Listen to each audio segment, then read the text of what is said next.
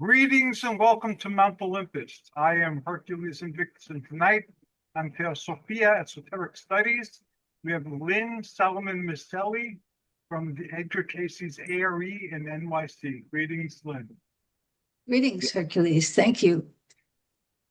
So tonight, my guest will be Anton Baraschi, and our topic will be bioenergy healing. Anton is a practitioner and teacher of bioenergy healing, and as his students and his clients would tell you, he's a unique and extraordinary healer and teacher. Over the past 26 years, Anton studied and mastered multiple healing modalities, resulting in his development of a fast-acting and efficient bioenergetic protocol that addresses a majority of conditions. His practice is focused on alleviating chronic conditions, pain reduction, speeding up the recovery process, and facilitating spiritual development. He works often with other medical professionals such as MDs, naturopaths, homeopaths, and so on.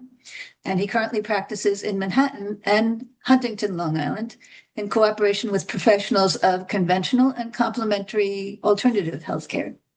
Since 2020, Anton is part of the faculty of the New York Holistic School in Manhattan, and he's a board member and vice president at the New Dawn Foundation in New Rochelle, New York, which promotes wellness and healing of the individual and the environment. He started teaching bioenergy healing at the ARE of New York Edgar Cayce Center in 2015, and will be offering his bioenergy certification course starting this September, next month. And he doesn't teach it every year, so it's kind of special when he does. Students who successfully complete the course will receive certification from the New York Edgar Cayce Center. So Anton, welcome. Hello, Lynn. Nice to meet you again. Nice to see you. So you're from Romania originally, correct? Yes, I was born in Romania many years ago. And when I was in my 20s, I left Romania and I emigrated to the States and been here ever since. And you didn't start out in life to be a healer at all, right? Oh, no. When I went to college, I went for art. I studied murals, monumental art. In Romania at the time, they had a % for art program, and there were openings for people who do that. And they had about 3% of the construction of a building will go toward beautification. I was very surprised that there was no equivalent program in the States. So I ended up originally in the textile industry until 7th Avenue collapsed. And then I started working as an interior designer. And that profession led me to architecture. I spent about 16 years in an architectural firm. And then as I had kids by then, I realized that managers get paid more than architects. So I moved into management. So I was in the facilities department of several financial institutions, until my retirement from architecture. The last bit was with UBS, a Swiss bank. And so how did you end up going from that to being a bioenergy healer? Well, essentially, I had a very stressful job. I had a boss who would call me at 2:00 in the morning for things I had to do at 7. And he also wasn't sleeping and he had health problem. But in me, it became stress. I had stress related disorders. I had at some point asthma, arthritis, acid reflux, heartache, kidney stones, digestive disorder, sleep disorder, prostate problems all at once. And I would take pills and kept going. And the corporate world wasn't friendly. They added to my stress. At Christmas one day, the bank I was working with, the Republic Bank, sold to HSBC. And they made it 30% leaner before the transfer. Nobody knew that. It was boardroom secret. And I got called and said, Anton, come here, give me your pager and cell phone, Monday or last day, Christmas, no? And, stress was terrible. I had small kids, I had Cobra and mortgage and so on. I found a job by the hour, freelance at Morgan Stanley. And then God was generous and gave me one more ailment. It was like maraschino cherry on a cake. It was tendonitis. Now, arm was so painful, I would take codeine every 2 hours to keep my hand on the keyboard for decoration. That's when I saw the first energy healer. An Argentinian architect, Graciela, said, "Why don't you go see this guy?" The guy was good. He was Barbara Brennan's assistant. His name was David Grady. I didn't understand the thing he did with his hands, but he knew things about me that I did not tell him. And that raised my antenna a couple of feet. And, about a few months later, I got a permanent job on Wall Street with AIG, a big insurance company, also in the realty department. The guy next to me was a Chinese architect. So we had this conversation. "Hey, Robert, you're older than me and you're in good shape. What do you do?" So he looked at me with his wise face and he said, "Tai Chi." And that was my introduction. He moved slowly in between the aisles, showed me a little bit. I didn't understand it, but it got me reading. And that was very good at. And from all the books that I got from the library, I found out that there were many branches of this fantastic body of knowledge from ancient China, Qigong. It was part of traditional Chinese medicine, but it wasn't so well known. And there were many branches. You had Taoist, mystical, you had Confucians with rules and regulations, you had Buddhist, half exercise, half religious practice, you had martial. I said, I don't want to learn to break bricks with my hand. That's not my purpose. I want to get well. Then it was medical, and that really resonated. So the next surprise was that there were 7,000 recorded forms from 5,000 years of collective knowledge. But how do you pick a form? I knew it's something good for me in there. But in my 50s, I had life experience. I decided to take a form that was more recent, that was on Chinese television. Malaysia and Singapore had it as their national form. United Nations put a good word about it. So I started practicing Tai Chi, Qigong, 18 form Shibashi from a book. And the miracle happened. About 3 weeks into just turning pages and do what the page said, the arthritic pain I had for maybe 2 years that made me turn from pain in bed every few minutes oozed out.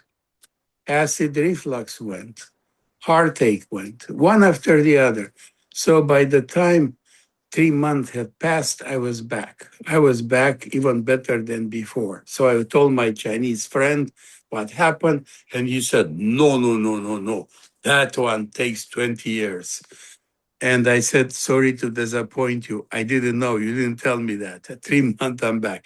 I started practicing more esoteric forms, the one that they do in China, to develop abilities, because now I was hooked. This is inexpensive, it's interesting, it's healthy, I'm going someplace. And it compensated for the dryness of my other job. And as I was holding one of those stationary forms, I started feeling currents going through my body. And simultaneously, I started seeing them in other people. Like I knew what they need. I felt the blockages or where they need something to make the flow better, to improve the flow. And that was already overhead of my Chinese friend. So I had to keep going on my own. And this awareness of energy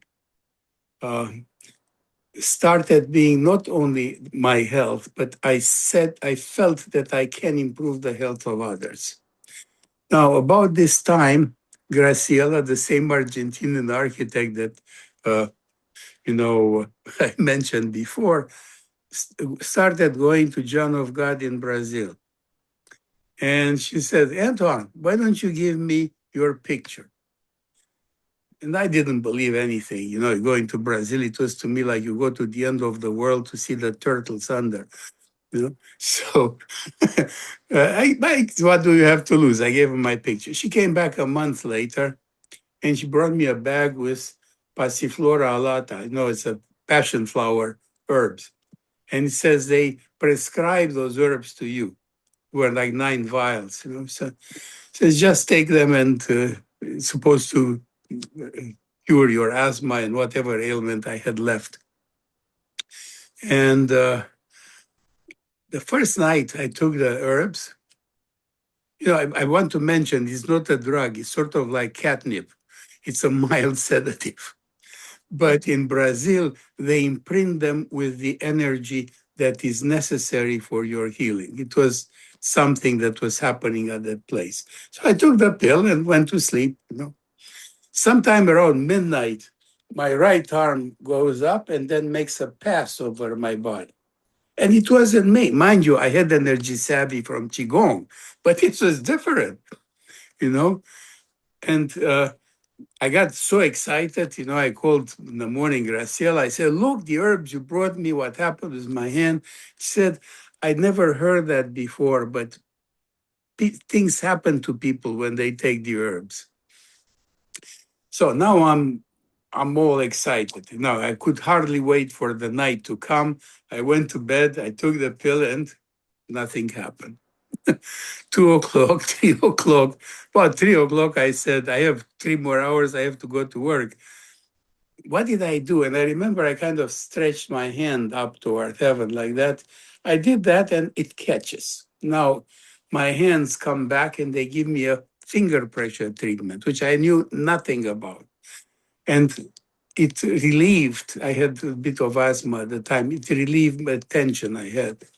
So next night, the same thing happens, and I started a conversation. I started saying, is this for the lungs? And the voice said in my mind, yes. And then I started seeing forms and figures connecting the location where my hands were moving. This took place for about a month. And then I started feeling the presence of an invisible doctor. I was calling him the invisible doctor. And I asked him for his name, and he said something like Oswaldo. You know, it was eventually I found out the entity was Oswaldo Cruz.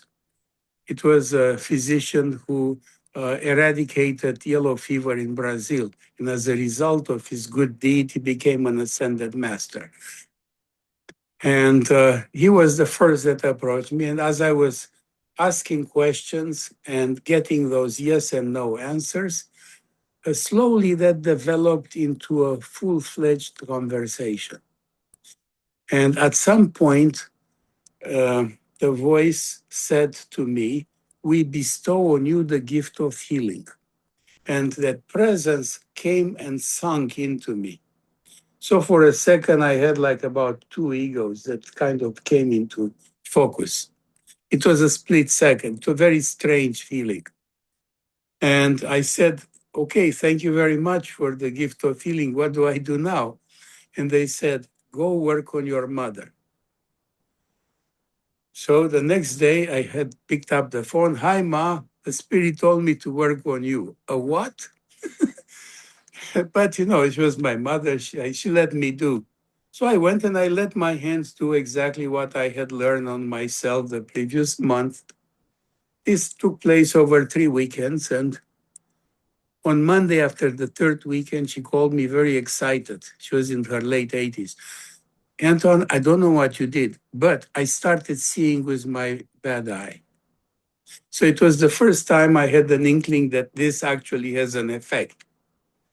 And just about a month later, the voice that became clearer, the spirit doctor's voice, it was a collective sort of a voice, said, it's time for you to go to Brazil.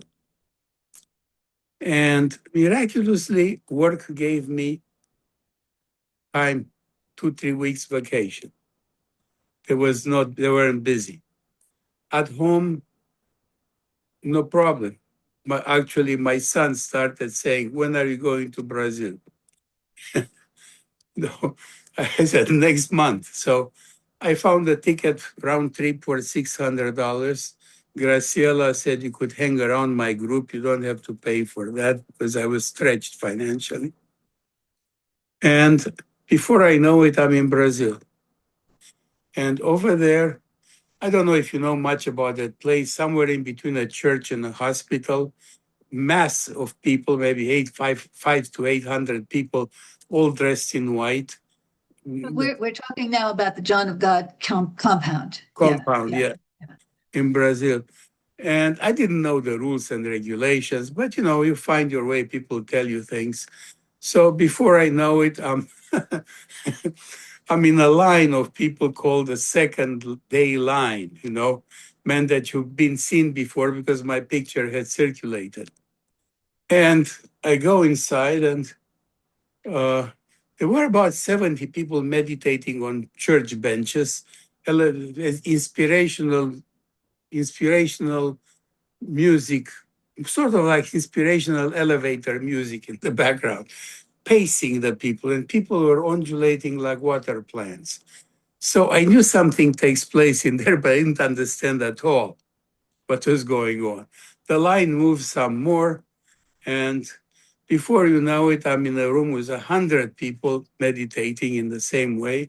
And some guy comes to me and says, translator, "What do you want?" I said, "I have family problems, financial problem, my health is not good." He says, "Okay," wrote a problemas familial on the paper and gave it to me. And I ended up in front of John of God, who was a big guy slumped on a chair with buggy eyes, and he looked at me, and this was weird. My right hand went and put a sign of the cross on his forehead. I don't know why, it just happened. And the translator says, "Go in the current, sit down on one of those benches. Friday, you're going to the waterfall, you're taking the herbs, and you'll have a spiritual operation." Also, he gave me a date. So I went holding that little paper, sat on the bench, and I became very uncomfortable. I had come all the way from New York, and here I am in a different country, holding a piece of paper and not understanding anything. So I got up and went toward the door. And as I approached the door, one of those translator comes. Nobody said a word. They were all telepathic. "Go back in the current." He says, "You're not ready." I went in the current, sat down, waiting my time. And what happened is that this time I made a determination that I have to understand what's going on in here. And I didn't sleep the night. In the morning, 7 o'clock, I got up, I got myself dressed in white, I ate something from the counter, went into the room. There was nobody in the current room. It was just me. I sat down on the first bench, on the first position, closed my eyes exactly the way I was supposed to do, and started breathing and entering into meditative state. I start hearing the other mediums panting. Before you know it, the room filled up with people. I didn't see anybody. I felt it. He started saying prayers, and suddenly I understood. The current was formed, psychic force permeating everything. That was like a tide coming in and out. And as people was going in front of the medium, it was going up, like there was a draw of it. And I understood slowly what was taking place. This was a karmic exchange place. People will come, sit on the benches, donate energy. The energy will be transmuted by the entities, by those spirits that work over there to heal and correct things in other people. If you do that for a certain time, you have a karmic bank account. Now you could be healed also from that donation. It comes back to you. Now, at the same time, I started hearing voices like you hear all the radio stations at once. So in about 3-4 days, I started getting focus. And really what helped me the most to understand this outlandish phenomena was the fact that for about 20 years I've been reading Steiner books. And anthroposophical books are very exact, but they don't have such much of an experiential background. So this gave me a chance to put together what I read with what I felt. By the time I finished those 2 weeks that I stayed in there, most of my physical ailments were gone. And I had the ability to talk to invisible people, see them, and receive and have conversation about instructions. Last day I went to John Agar and I said, can I heal people? And he just offered his hand. So for a second I held hands with the entity that was presiding. I think it was Francisco Javier at the time, who is one of the Jesuit saints. And I was happy as a pig in the mud. You know, many things have happened in a very short time. I came home and the mentors told me, now it's time for you to apprentice with earth people. And that was the beginning of my training. I had about 12 masters along the way. You know, I believe, we could talk about that if you're interested. You know, that is what led me to the modality that I'm practicing today. You know, probably after John of God, the next person that was influential was Rosalind Bruyere. She's the mother queen of energy healing from California. And probably several thousand people went through her training, including Barbara Brennan. And she has a teaching method that is very entertaining. Doesn't teach very much, but makes an atmosphere in which people find themselves. That I think is her quality. And she practices a form of energy healing called energetic chelation. A little later, I say I stumbled over the Bon tradition of Tibet. About 2004, the Tibetan Bon came for the first time in New York to teach their preliminary sacred practice. So I went, and it was crucial to me because what I saw was my ancestors coming back and giving permission to combine things. Lungtok Tenpai Nyima was the 33rd Menri Trinzin of the abbot of the Menri monastery.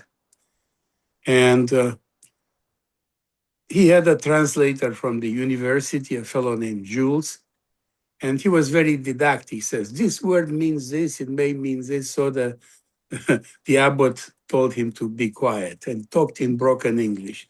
And I'm going to paraphrase. He said something like this.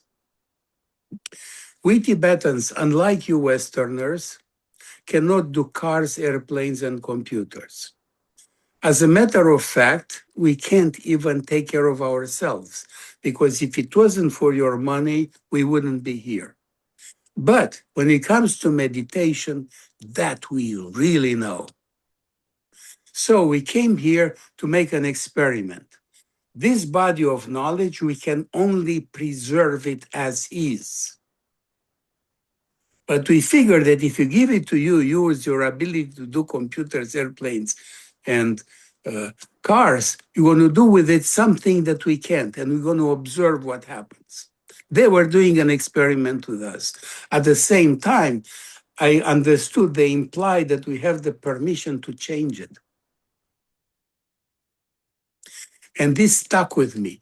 The 6 or 7 years I hung around the Tibetan Bon, I learned Sedupyang Bod, which is a 7th century method of the Lama Tsewang Rinzin that includes 1,000,000 mantras, prostrations, and many, many practices, very ritualistic. But at the same time, it's developmental. It shows up in the aura. because as you say the mantra, you create power lines, and once they're connected, you can plug them into what they call deities, which are aspects of the whole that manifests in various degrees of perception. And so in the end, I ended up being a Lopon teacher. They give you diplomas, and sometimes I wear prayer beads that contain mantra, and I shake a few when somebody needs some help. All right, then another good teacher was Ron Roth, who was a very powerful healer from Illinois, who would channel Padre Pio. Very powerful healer. He taught me how to pray, essentially. And that would be sometimes we may do a course at ARE about different kinds of prayers. And then, there were some healers. There was a Romanian healer, Mircea Nedel, who came visiting around here. He worked with Dr. Fratelone, who used to be had the practice on 57th Street. He was a cardiologist of Atkins, Dr. Atkins. So Mircea was a naturally born healer. He had a method working from a distance through the chakra system. He introduced me to the works of Juna Davitashvili, who was Brezhnev's personal healer. And that method was given by Juna to benefit mankind. So it was very easy to learn it. You got a booklet and you follow the instructions. One of Juna's students, Mr. Zdenko Domancic, did not want to do, what they were doing in Russia, the remote viewing and all that stuff, or spying. So he decided to take that knowledge and opened up a clinic in Slovenia, where he was treating with 6 healers, 60 people in the morning and 60 people in the afternoon. And that was a method that I learned and practiced for a while. And it's very simple and very direct, but you have to see people 4 days in a row. And that doesn't happen in the States. People Right. can't, no chance. Then Mietek Virkus was another one of my teachers. He's from Bethesda, Maryland, naturally born healer from Poland. And he has a method in which you connect to the chakra system, you clean the aura. I don't have to go into detail. The other thing was, because I had gone to John of God, I wanted to know more about Kardechism. And I started going to the Spiritist Center in New York for about 2 years. Just say that again. You're talking about Kardec? Is that Allan Kardec. Allan Kardec? And he was the one who wrote about all of the spiritist stuff going on in Brazil, correct? Well, he was French, actually, André Rivailleul, and he was a math teacher in France. And he was fascinated by the phenomena of spiritism. There were seances. So he went, and what puzzled him is that they were asking all those stupid questions. What happened to my dog? Where is my china? So he said, why don't you ask good questions about the gospel and about, hierarchies, about angels, what's happening in heaven and hell. So he created questions that he asked the best medium of his time, and he collected that information in books that became not known in France, but they fit perfectly the intelligentsia of Brazil, educated class. In Brazil, they had black nannies, so they were used to orishas and the boogeyman and that kind of a mythology. But when the children that got that folk tales from their nannies got educated and became the rulers of the country, the Kardec book fit the niche. And they started this social and educational and spiritist movement that is based on volunteer work mostly. But they have a lot of experience. For 100 years, they've been doing healing and reading and mediumship. And they have a combination of mediumship and medicine. In Brazil, you could go to a hospital that has both mediums and doctors. My friend Emma Bragdon actually takes groups of people, if he finds doctors, to see how you can treat schizophrenia, by eliminating the obsessors. Pretty interesting. Anyway, in the 2 years I spent in Newark, I sat through the training and I ended up in the medium room. But they kicked me out because I was asking a lot of questions. They say by the time you get in here, you're not supposed to ask questions anymore. And that was against my principles, you know. So that's how eventually I ended up at the CAYCE'S Center. Because when I wasn't going there, I started looking for a place. I started doing healing by renting rooms in the yoga studios. And one day, one of my clients said, I have to go fast because I'm going to a Subud meeting. What's Subud? It's a spiritual practice. So I said, the spiritual practice that I don't know about it, you have to introduce me. She says, I can't because I'm a woman and this is segregated. You mean like when you go to the bathroom? She didn't like my joke. Anyway, she introduced me to a man at the Subud Center. That was Lucas Boladian, who was the treasurer at the time at the CAYCE'S Center. So he says, why don't you come and work in our place? And that was a match made in heaven. So by now, spiritist passes and mediumship of that branch, spiritist branch, started understanding protocols and working collectively, using a group of mediums in which you have a controller, a battery, and a medium to improve the connection. Also, the possession and dispossession were part of the training. And then I would say that simultaneously with this, I studied pranic healing. There was a Philippine master, Dr. Glenn Mendoza. He is in Lyndhurst, New Jersey.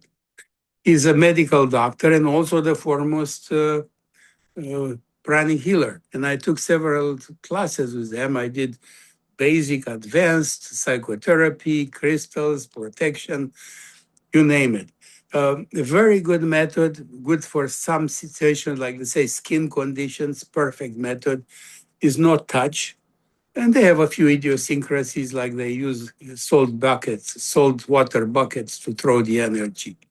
In some other methods, you just take the energy and you give it to God. In this case, you put it in the salt water.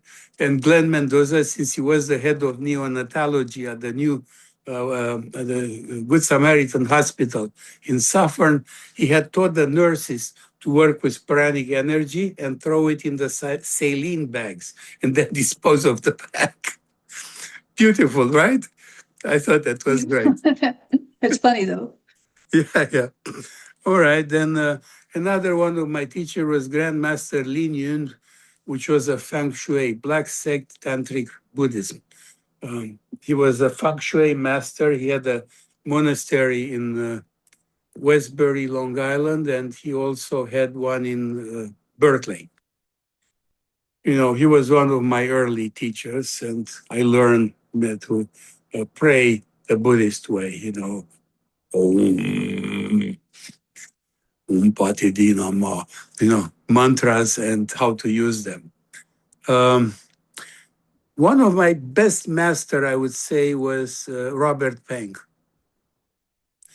Robert Peng is an initiated master. He went through a classic initiation, spending 100 days in darkness under the Buddha statue without food or drink. When he emerged out of his initiation, he had electrical powers. His master told him, for 10 years, you can't use that. It needs that long to assimilate. In the meantime, you go to college. He says, you're going to be my only student that goes to college. All the other ones are practically illiterates. I need somebody to take this to the West. So Robert Peng came after I had studied a bunch of other methods, and he put it all together. I don't know how to explain. The confrontation with traditional Chinese medicine, Qigong body, and methods, and all the other information I had sort of fell together in one place. So from that point on, I started teaching because I understood that what I had formed into my own culture is a teachable body of knowledge. You cannot teach a gift from God, but you could teach what will bring you close to receive a gift from God. And that is the essence that I'm teaching today. There were probably a couple of other teachers, Dr. Shah, and several other Qigong masters from China that I interfaced with. And as I interfaced with them, I understood that the control of energy that I had obtained in such a tortuous way is equal to theirs.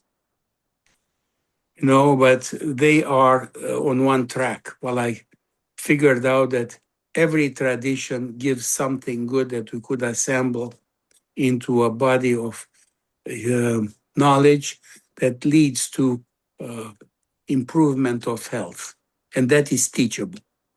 So let's talk about that. So you started, well, at a certain point, all of these things started to make sense together to you. But in order to teach it to other people, you started to sort of select from all these different traditions that you had studied and mastered to create your own approach. Let's talk about why you chose the way you did and what your goals were, what you were trying to do. Well, I made some observation along the way. In fact, there are probably 150 methods out there, and they all work. The speed with which they work is the first factor. Some methods are slow. Reiki is very slow. We know from Takata Hawayo, that brought Reiki to the United States, that when she was treated at Usui Clinic for a gallbladder stone, 2 people treated her twice a day, an hour each time, for a month and a half. Now, if you talk to a Reiki master today, they won't tell you that. They'll tell you that you could cure a lot of things. They say that you could pretty much cure everything. And that's not so. Yes, sometimes this process is lengthy. But how do you do it fast? And I observed some healers like, Alex Orbito. I study with him too. A Filipino surgeon, psychic surgeon. He was very fast. He would see maybe 250 people a day. And in 2 seconds, you put some water and then open up the body, have a materialization, tap the body, it closes, next.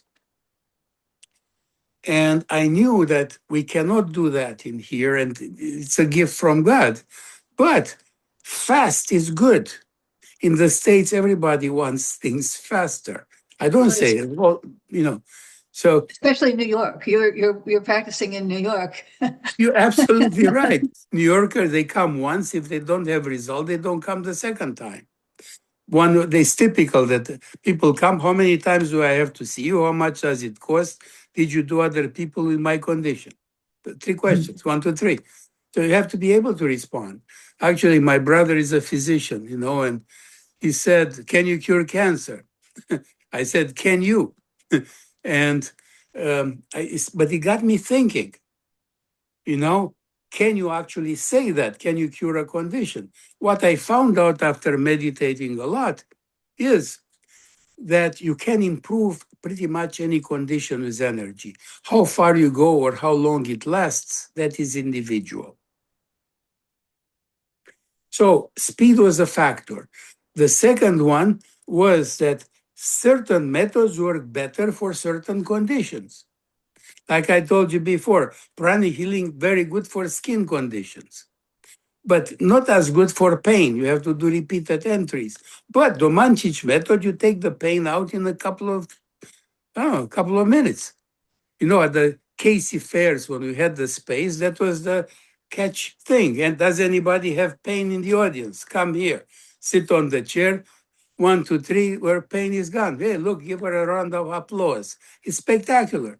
That's Domancic, there are things that work psychologically, like Ron Roth, connection to divine. You could look at an illness as a degree of distancing from divine. Can you retie the link?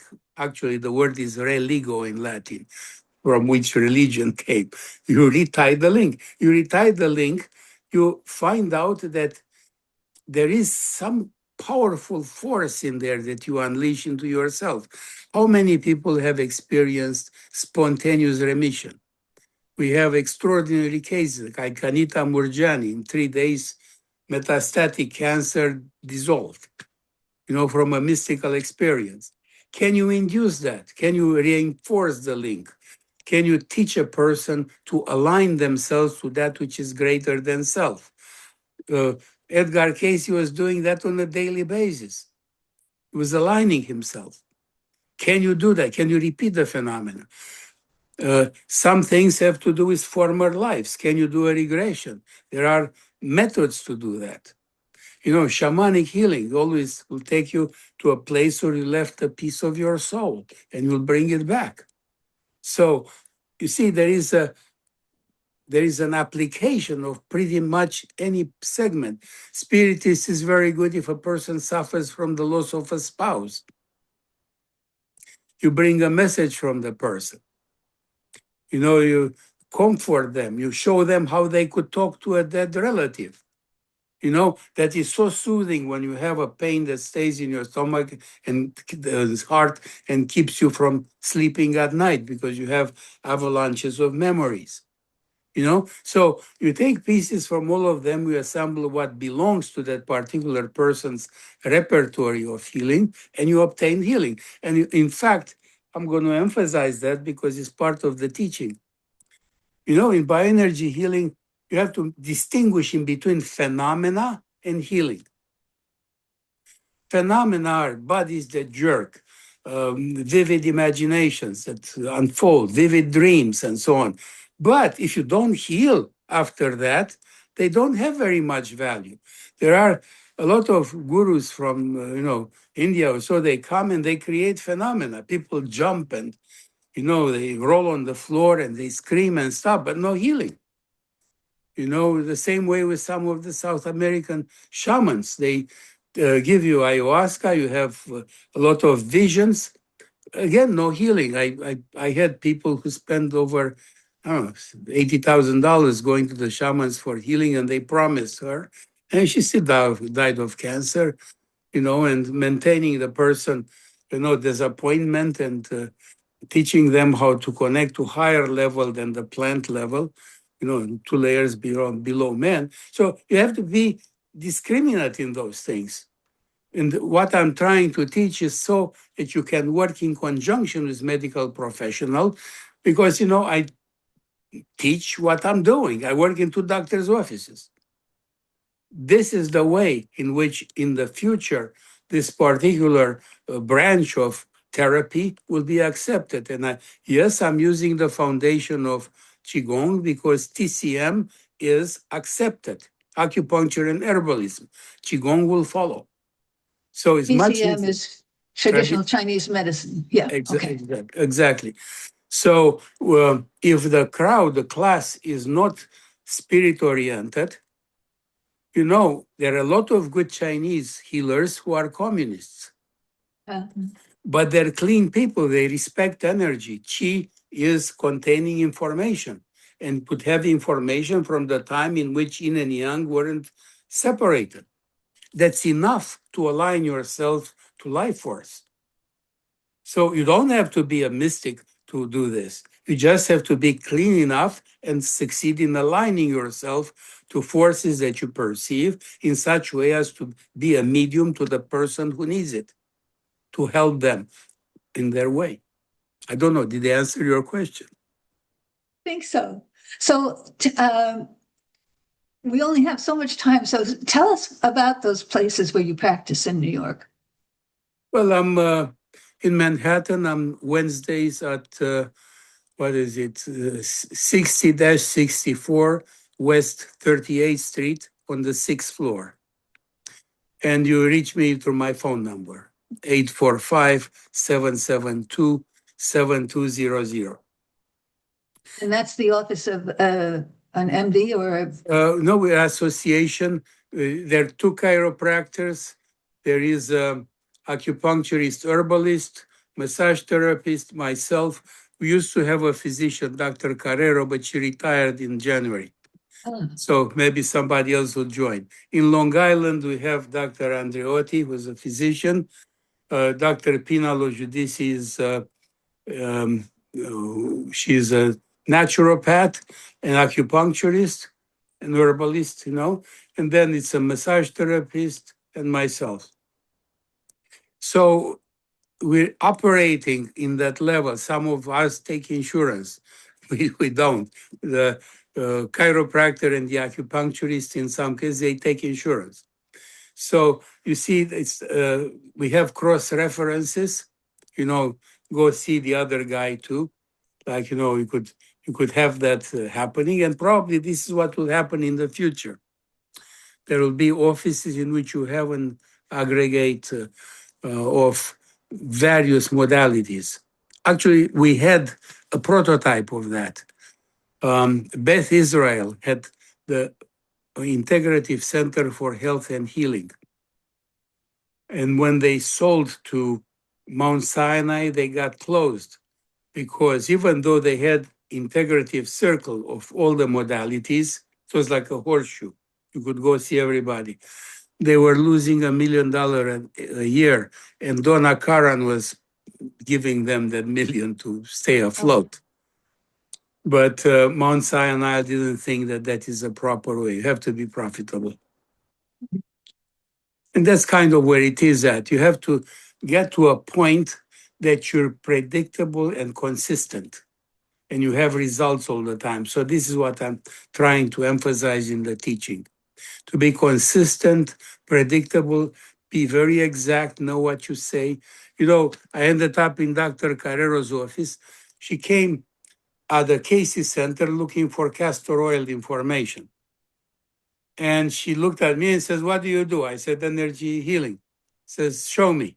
So I told her what I do. At the end, she got up. She said, you did exactly what you said you're going to do. You can work in my office." Right? So this is what I want to teach. So what you're describing is that your method,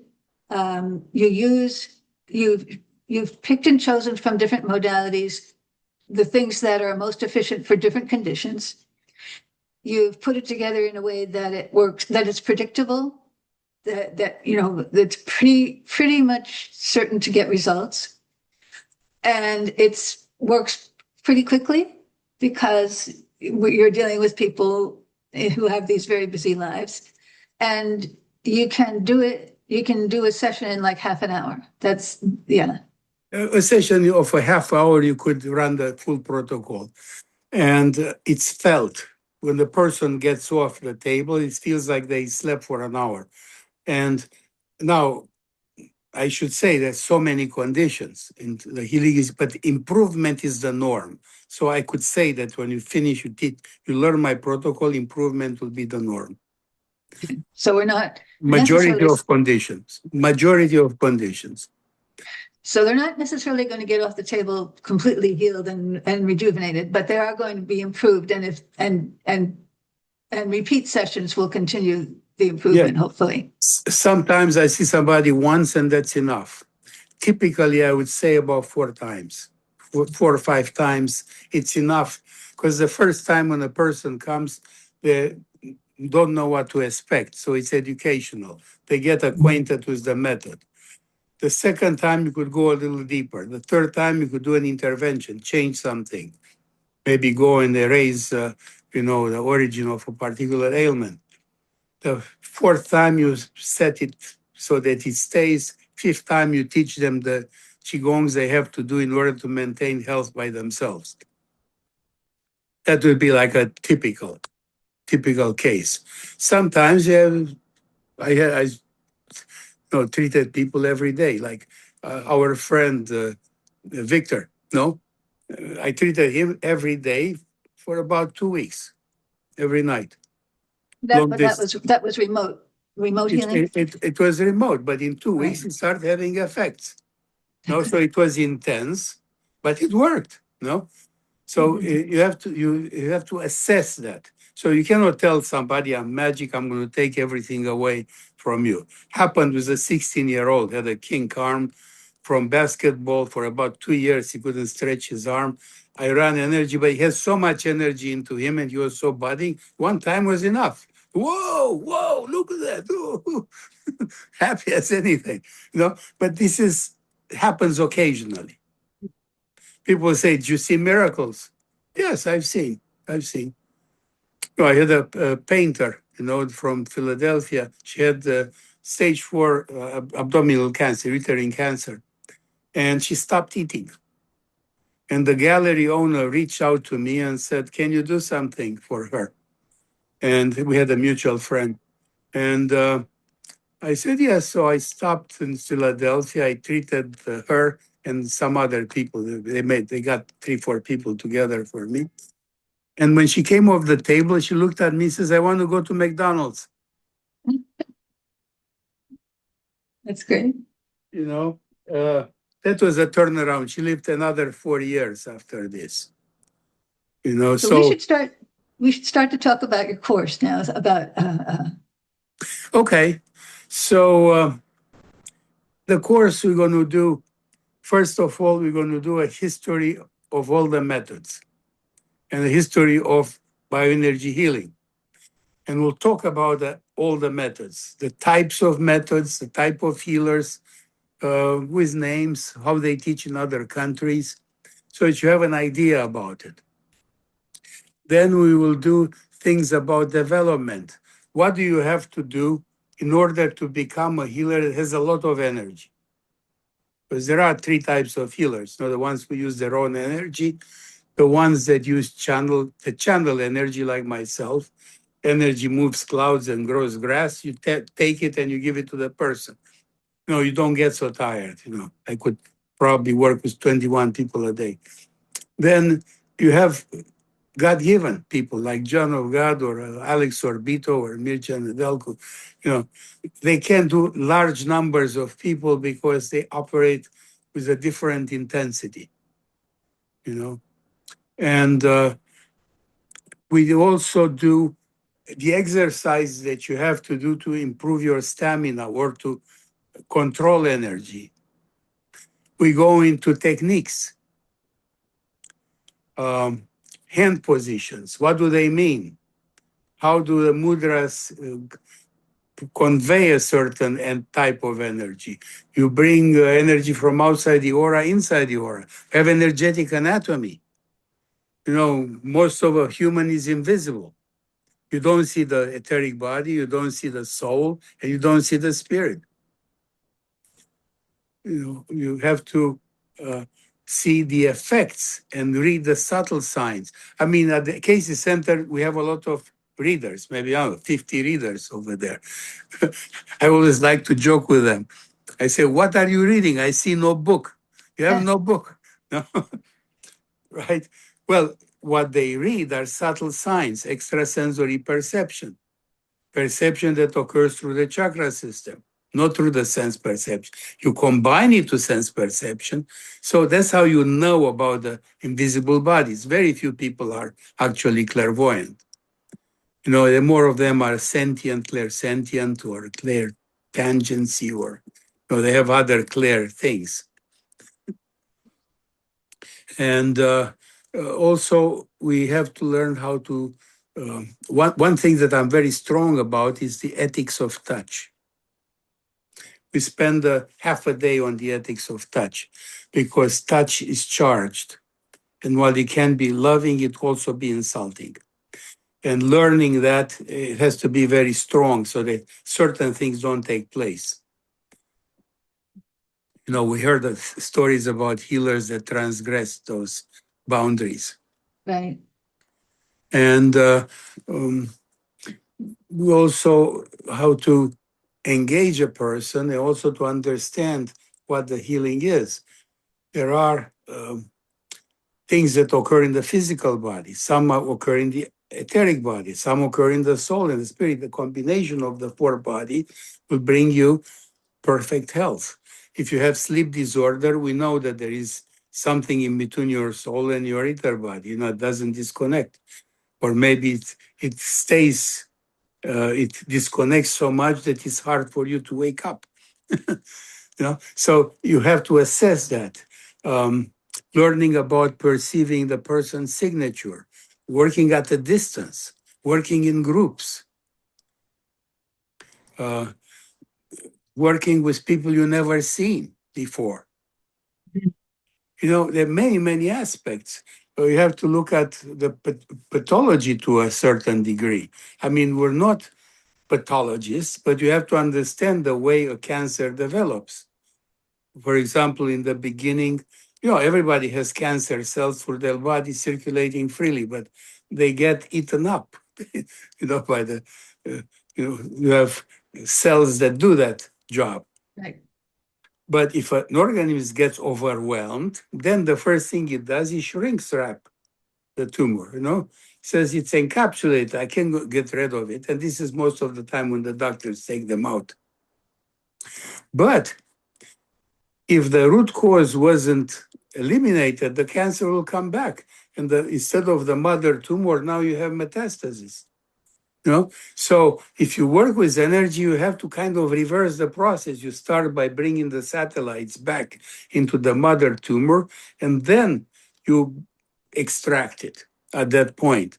So also you have to, when you energize a person, you have to be careful so you don't energize the tumor. Right. You have to be discriminate. I mean, you give energy the way God wants it. So you think God didn't want the tumor in that person?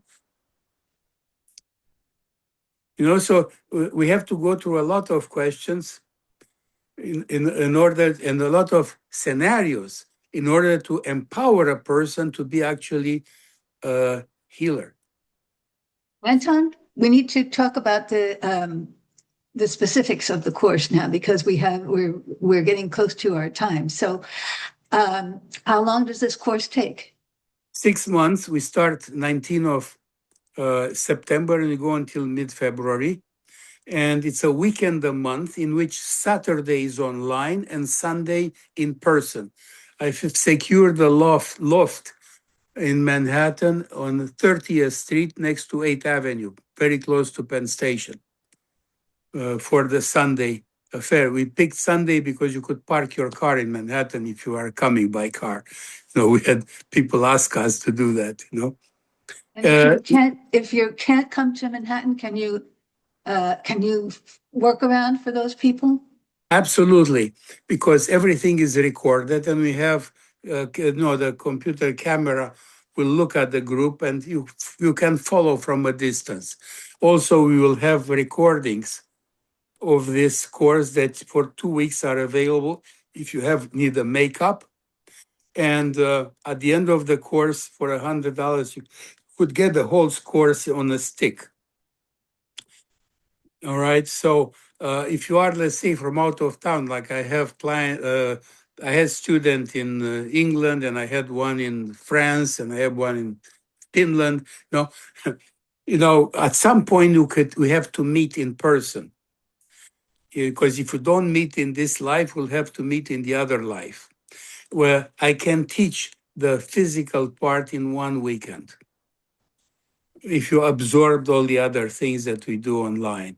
During COVID, we taught it exclusively online, but the last day we met we gathered the party and we went through the physicality of it. I cannot teach modulation of touch long distance. Anton, there's so much to say about this, and I wish we had more time, but if someone is interested in your course, what do they do? Well, the best way, they give me a call or they text to me, and I'll talk to them. If you look online, in the CAYCE'S site and on my website, energeticrejuvenation.com, you have the specifics. To register, all you have to do is pay something into, the website. We have 3 paying levels, like the course by itself is $3,000. If you are an early bird, which is until the end of August, is $2,700. And if you pay by the month, it will become $3,300. And that's what we structured it. So you see the pay level. We also have a couple of scholarships for people who really have a grand desire. The EDGAR CAYCE'S scholarship, traditionally we gave to 2 people half the price. Right. And I like that about you, that you always do some scholarships. So let's give your website again. Energeticrejuvenation.com, one word. Energeticrejuvenation.com. And You look And at teaching, the teaching tab. yeah, if you go there and then look at, there's a tab that says teaching schedule. If you click on that, it will have more information. But if people, give your telephone number again so that people can reach you. Okay, it's easy. 845, area code 845 772 7200. 845 772 7200. Do you want to give your email also? It's the first letter of my name, A. Baraschi, BARASCHI, at AOL.com. I'm dating myself. AOL. Oh, okay. All right. I have a Gmail for you, but I guess you have more than one. And I have 2, yes. yeah. And if anyone wants to reach me, I can be reached through the ARE of New York Edgar Cayce Center. And the email there is info@edgarcaycenyc.org. And I'll spell that. It's info, INFO, the @ symbol, EDGARCAYCENYC.org. So thank you, Anton. This is really, what you do is really amazing. I've always been very impressed by you, and I'm really glad that you're giving your course this year. And thank you for joining me Thank you today. so much for hosting me. You know, I always feel I'm among spiritual family. Oh, thank you. Thank you. Thank you, Hercules, for having us both. Thank you both. This was a great episode, gave me much thought to think about and many new avenues to explore. Thank you both. And I look forward to our next conversation. Thank you. Good night. Hey, Good night. good night.